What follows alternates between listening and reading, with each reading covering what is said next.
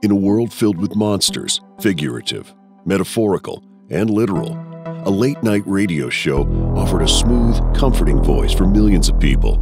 A voice that explored these stories and spoke as a trusted friend to calm your nerves when darkness fell.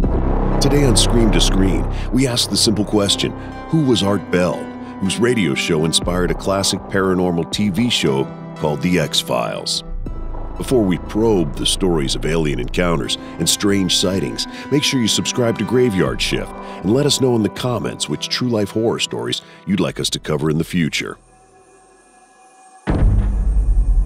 From 1984 to 2015, Art Bell encouraged people to call into his radio talk show and share their tales of aliens living next door, ghosts controlling government leaders, mysterious agencies plotting climate control, and Bigfoot haunting the woods. He responded to almost any theory or call with a pleasing and reassuring voice, so listeners came to see him as a friend and confidant. Born on June 17, 1945, Art Bell grew up at the climax of the golden age of radio. News, weather reports, and sports meandered into people's homes through familiar voices on the radio. Television sets were still too expensive, and radio had served Americans well through the war, so radio was still the #1 way to connect to an ever-shrinking world. At the age of 13, Art Bell found his passion for radio growing and got his amateur radio license. Broadcasting from a pirate radio station at Amarillo Air Force Base during the height of the Vietnam War, he mixed in anti-war protest songs from the base. He had learned that controversy tends to make people listen, and listeners grow ratings. In 1978, Bell moved to talk radio. Callers phoned in to complain about President Carter's missteps, then later President Reagan, with calls that were split between hero worship and presidential conspiracies.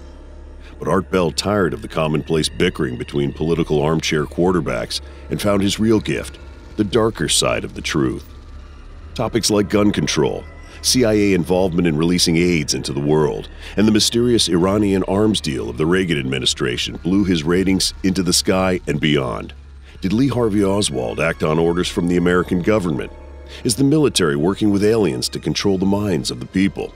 Was a secret cabal of assassins controlling who became king and who died a king? By the 1990s, Bell had the third most popular radio show in America, behind Rush Limbaugh and Dr. Laura Schlesinger.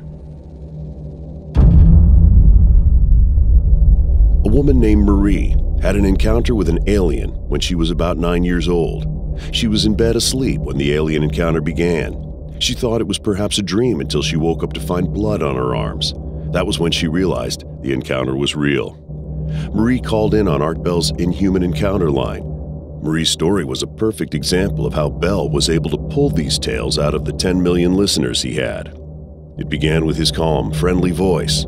Listeners would say that to hear him speak on the radio instantly put you at ease. His voice had a depth and friendliness that begged you to tell your most intimate details. There was no sense of judgment, no matter how wild the story or what discrepancies came forth.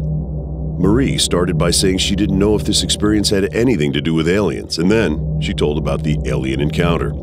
Art Bell mentioned this inconsistency but didn't try to embarrass the caller or accuse her of falsehoods. When he did ask her for details, she responded by saying she couldn't remember.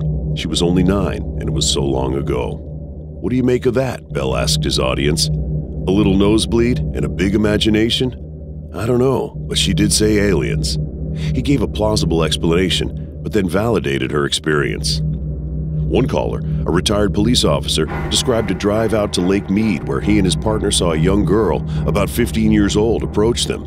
She was wearing a poodle skirt, as if she was still in the 1950s. As she walked past them, her skirt was moving, but there were no feet. By the time they turned the spotlight on her, she had vanished. A couple weeks later, the two officers sat in a meeting concerning cold case files. The officer sat up straight as soon as the picture of a young girl in a poodle skirt flashed on the screen. It was her, the girl with no feet. She'd been murdered somewhere along the road to Lake Mead. Art Bell offered complete validation of the story. He gave absolute trust to the tale of a police officer and responded that those who die violent deaths sometimes tend to be stuck. Coast to Coast AM, Bell's radio talk show, or on Halloween, Ghost to Ghost AM, was a safe space for the stories that we all seem to have, those unexplained phenomena that skirt the realm of reality. Comets have always held a strong fascination for humanity. A comet appeared when Julius Caesar died, offered as proof of his divinity. In 1946, the Pope excommunicated Halley's Comet as an instrument of the devil. Perhaps it was, as the same comet appeared when Davy Crockett and his companions were killed at the Battle of the Alamo. The comet of 1528, described as being of great length and the color of blood, was so horrible that some died of fear and others fell sick. Art Bell had his own fascination with the comet, and his stories may have had a deadly impact. In 1996, the Hale-Bopp comet appeared in the sky. Visible for an astounding 18 months, the extraterrestrial visitor inspired a new theory that an alien spacecraft was hiding in the tail. Amateur astronomist Chuck Schramak took a CCD picture of the comet and spotted an elongated shape nearby. His computer could not identify any star that could account for this, so he took the photo to Art Bell's Coast to Coast AM show. UFO enthusiasts like Emory University political science professor Courtney Brown agreed. One believer in this theory was Marshall Applewhite, the leader of the religious group Heaven's Gate. Marshall claimed suicide was the only way to evacuate this Earth, and the comet was the craft that could take them all away. Between March 22nd and March 26th, 39 cult members, all dressed in black shirts, black sweatpants, black and white Nike shoes, and each sporting an armband that read Heaven's Gate Away Team, ate pudding and applesauce laced with phenobarbital and downed it with vodka. To ensure death, they also tied plastic bags over their heads. There was speculation that the Heaven's Gate group committed mass suicide because of the tales of the UFO that were spread on Bell's show. Others feel the suicide would have happened with or without Bell's comments. And in fact, he also had scientists on his show to balance this idea with statements that refuted the alien companion story. Could this all have been prevented? Did Art Bell hold any responsibility for the disaster? If, instead of allowing odd theories with minimal truths, Bell had emphasized the facts, would he have helped erase the idea of mass suicide from the cult? But then, would he be denying the free speech so valued in America? Most radio hosts have a tendency to goad their listeners into frustration and anger. But Art Bell offered something else, something new. He put out a consistent 4 hours nightly of weird conversations and outrageous alternative truths. But he offered a safe haven for having these discussions. He could cast doubt on a topic, but always allowed his callers their voice. Each caller felt like he or she was part of a family, with Bell as the leave it to Beaver type of father. He chose to be a nighttime host for a reason, telling the Washington Post in 1998, "There's a difference in what people are willing to consider daytime versus nighttime. It's dark, and you don't know what's out there, and the way things are now, there may be something." He was aware that in the dark, people question all reality, while in the light, the hidden ghosts and demons seem to scatter away from our imagination. So his supernatural discussions grew into paranoia and fear. As one fan wrote, he opened many doors to issues and controversial facts the government, secret or otherwise, wanted covered up. His fans truly believed the idea that since it wasn't spoken of outside of his show, it must be evidence of a governmental plot to hide the truth. That might be political, or it might be the truth about aliens and monsters. By revealing America's Tantallian thirst for gods and ghosts and aliens, Art Bell opened the doors for shows like The X-Files and Twin Peaks. He even appeared in an episode of Millennium, an X-Files spin-off show. Without Art Bell, we would never have heard that the truth is out there. Art's book, The Coming Global Superstorm, spoke of a catastrophic climate change caused by global warming, and this book was the basis for the fictional disaster movie The Day After Tomorrow. He's also featured in the video game Prey as himself, listening to callers who've witnessed alien abductions.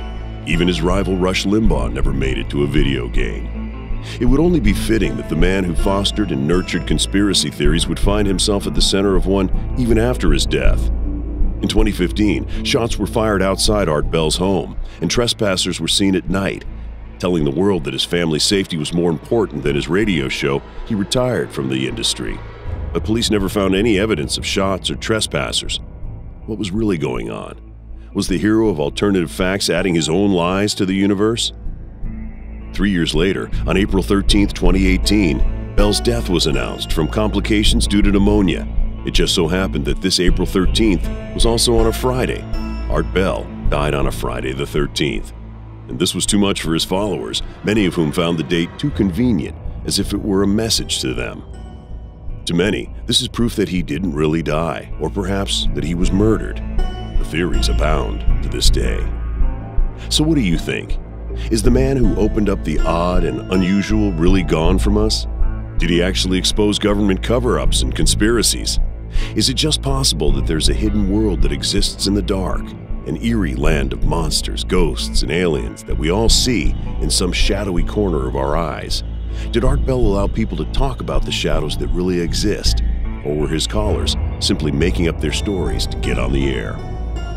Have you ever experienced something unexplained, a face in the dark, or a voice of something dead? Do you believe aliens have visited us, or maybe have even taken you away for a moment that erased your mind, leaving just a hint of something? Or is it all just our imagination? Let us know in the comments below. Be sure to like and subscribe to Graveyard Shift. Leave a comment if you're brave enough. And as always, check back next time to find out what else will make it from Scream to Screen.